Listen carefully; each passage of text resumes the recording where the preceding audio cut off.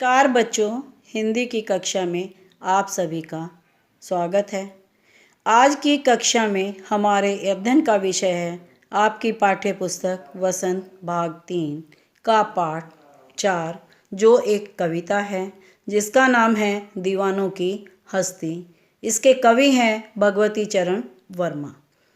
बच्चों, कविता का अध्ययन करने से पहले मैं आपको बताना चाहूँगी कि हम इस कविता का जो अध्ययन है किन बिंदुओं के अंतर्गत करेंगे। तो सबसे पहले हम इसका विषय परिचय पढ़ेंगे, उसके बाद कविता को पढ़ेंगे अर्थात कविता पठन करेंगे, फिर व्याख्या और अंत में शब्दार्थ करेंगे। तो बच्चों, आइए पहले मैं आपको इसका विषय परिचय करा देती हूँ कि कविता के अंदर किस विषय पर चर्चा की गई है। बच्चों, हर व्यक्ति के जीवन में मस्ती होनी चाहिए। मनुष्य को सारी चिंताएं छोड़कर मस्ती भरा जीवन जीना चाहिए। लेकिन बेटे, इससे भी आनंद व हर्ष का अनुभव होता है। जब आपके जीवन में मस्ती आनंद होगी, सब कुछ होगा, तो आपको हर्ष व आनंद का अनुभव होगा।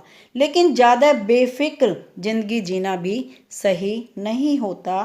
क्यों? क्योंकि जिन कामों में हमें गंभीरता की ज़रूरत होती है वहाँ हमें गंभीर रहना चाहिए। क्योंकि जीवन में हर कदम पर हमें मौज मस्ती ही नहीं, कुछ जगह पर हमें गंभीरता की भी आवश्यकता होती है।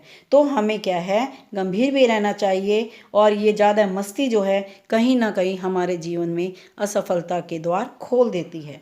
तो आइए बच्चों, अब हम भगवती चरण वर्मा द्वारा रचित कविता दीवानों की हस्ती का अध्ययन करते हैं, जिसमें कवि ने मदहस्त और दीवानों को कविता में स्थान देकर अपने भावों और क्रियाकलापों को अनोखे रूप में प्रकट किया है।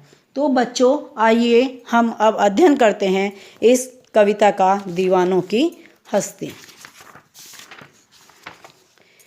बच्चों, पहले हम इस कविता को पूरी पढ़ेंगे, उसके बाद हम इसकी व्याख्या करेंगे। हम दीवानों की क्या हस्ती है, आज यहाँ कल वहाँ चले, मस्ती का आलम साथ चला, हम धूल उड़ाते जहाँ चले। आए बनकर उल्लास अभी, आंसू बनकर बह चले अभी, सब कहते ही रह गए, अरे तुम कैसे आए कहाँ चले। किस और चले यह मत पूछो, चलना है बस इसलिए चले। जग से उसका कुछ लिए चले, जग को अपना कुछ दिए चले। दो बात कही दो बात सुनी, कुछ हंसे और फिर कुछ रोए, छक्कर सुख दुख के घूंटों को हम एक भाव से पिए चले। हम भिखमंगों की दुनिया में स्वच्छंद लुटाकर प्यार चले, हम एक निशानी उर पर ले असफलता का भार चले। अब अपना और पराया क्या, आबाद रहें रुकने वाले, हम स्वयं बंधे थे और स्वयं अपने बंधनों को तोड़ चले। तो बच्चों, ये हमने इस कविता का पठन पाठन किया, इस कविता को पढ़ा। अब आइए हम चलते हैं इसके व्याख्या पर कि हम कविता की व्याख्या किस प्रकार करेंगे। तो हम दीवानों की क्या हस्ती, आज यहाँ कल वहाँ चले, मस्ती का आलम साथ चला, हम धूल उड़ाते जहाँ चले। तो इस पंक्ति में जो है कवि भगवती चरण ने जो है दीवानों की मस्ती का वर्णन किया है कि किस प्रकार से जो हैं कवि ये दीवाने दुनिया में जाते हैं। हम दीवानों की अर्थात हम दीवानों की क्या हैसियत है, इसकी हमारी कोई अस्तित्व नहीं है। आज हम यहाँ हैं, कल हम वहाँ चलें, कुछ पता नहीं। हम मस्त मौला हैं अर्थात कहीं भी हम चल सकते हैं और हमारी कोई हैसियत भी नहीं है। आज हम यहाँ हैं, कल वहाँ हैं, हमारा कोई एक ठिकाना नहीं है। मौज मस्त रहने वाले लोग जो हैं अपने साथ खुशी का आलम अर्थात संसार में खुशी फैलाते चले जाते हैं, अर्थात जहाँ भी वो जाते हैं वहीं उल्लास और प्रसन्नता बांटते हैं। आए बनकर उल्लास अभी, आंसू बनकर बह चले, सब कहते ही रह गए, तुम कैसे आए तुम कैसे कहाँ चले।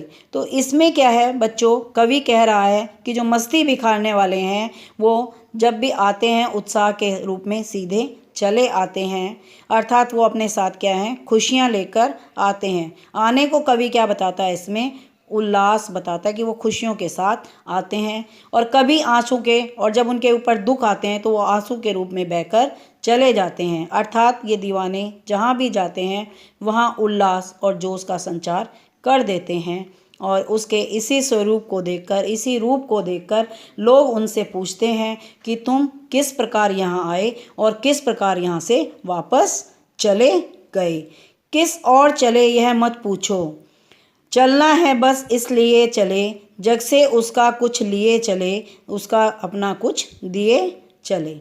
तो कवि कहता है कि वह किस दिशा में जा रहे हैं और क्यों जा रहे हैं ये उन्हें नहीं पता, और ना ही उनसे ये पूछो कि वो क्यों जा रहे हैं, किस दिशा में जा रहे हैं। बस केवल इसलिए आगे जा रहे हैं कि उन्हें बढ़ते चले जाना है, और इस संसार में कुछ चीज़ें वो लेकर जाएंगे, अर्थात कुछ यादों को वो अपने साथ ले जाएंगे और कुछ यादों को वो इस संसार को देकर जाएंगे।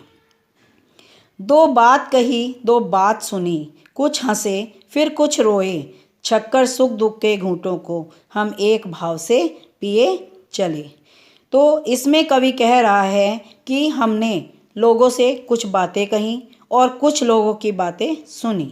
हमारी बातों को सुनकर लोग हंसे और हम उनकी बातों को सुनकर रोए, अर्थात जो हमें अच्छा लगा उससे तो हम खुश हुए, और जो हमें बुरा लगा उसको सुनकर हम रोए। हमारी बातों से लोगों को प्रसन्नता मिली, खुशियाँ मिली। हमने जो है सुख और दुख के घूंटों को एक ही समान भाव में पिया, अर्थात उसी भाव से हमने सुख को सहन किया और उसी भाव से हमने दुख को सहन किया, और ये हम स्मृति याद लेकर जो हैं एक प्रगति के मार्ग पर आगे चल पड़े। हम भिखमंगों की दुनिया में स्वच्छंद लुटाकर प्यार चले, हम एक निशानी सी उर पर ले असफलता का भार चले।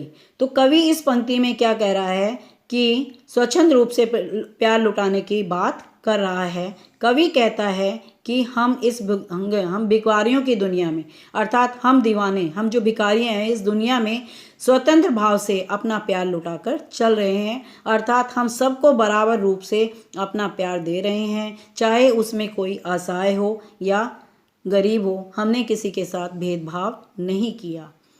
हम अपने प्यार को नौछावर कर रहे हैं, बिना भेदभाव के आगे बढ़ते चले जा रहे हैं। हम अपने दिलों पर निराशा और हताशा निशानी सी उर पर, अर्थात हृदय पर हम एक असफलता और निराशा का जो भाव निशानी है उसको लेकर हम चल पड़े।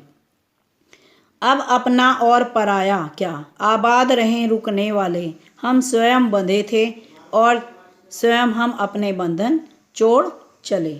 अब कवि इसके अंदर क्या कहता है कि हमने आज इसमें अपने और पराये की भावना को त्याग दिया है। अब हमारी केवल यही इच्छा है कि जो आबाद रहें, रुकने वाले जो यहाँ रुके हुए हैं, अर्थात जो इस संसार में हैं, वो खुश रहें, प्रसन्न रहें, उनको कोई परेशानी ना हो, और हमारे मन से जो है तेरे मेरे अपने पराये की भावना समाप्त हो चुकी है।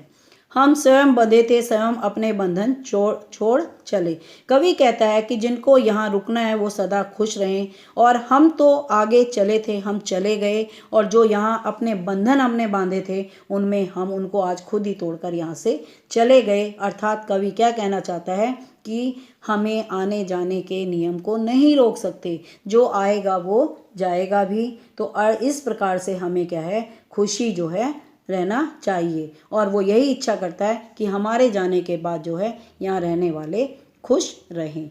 तो बच्चों, ये हमने इस कविता को पढ़ा, इसकी व्याख्या की। तो अब आता है कि हमने इसके अंतर्गत कुछ कठिन शब्द पढ़े जिनके अर्थ मैं आपको बताना चाहूँगी। दीवाने कौन होता है? मस्ती भरा जीवन जीने वाले। आलम का अर्थ होता है संसार। उल्लास, खुशी। उल्लास का अर्थ क्या है? खुशी है। और ये है इसमें आपका अगला शब्द छक्कर सुख दुख के घूंटों को, अर्थात सुख और दुख छक्कर जी भरकर।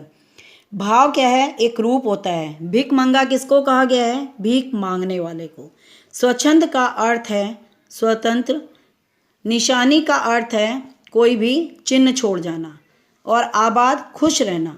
तो बच्चों, ये हमने इसके कठिन शब्द भी पढ़े और आपको ये अभ्यास का अध्ययन किया। तो अब इस कविता का आप खुद पठन करेंगे और जो मैंने आपको कठिन शब्द बताए हैं उन शब्दों के अर्थ आप अपनी नोटबुक में लिखेंगे। धन्यवाद बच्चों, आज की कक्षा में इतना ही काफ़ी।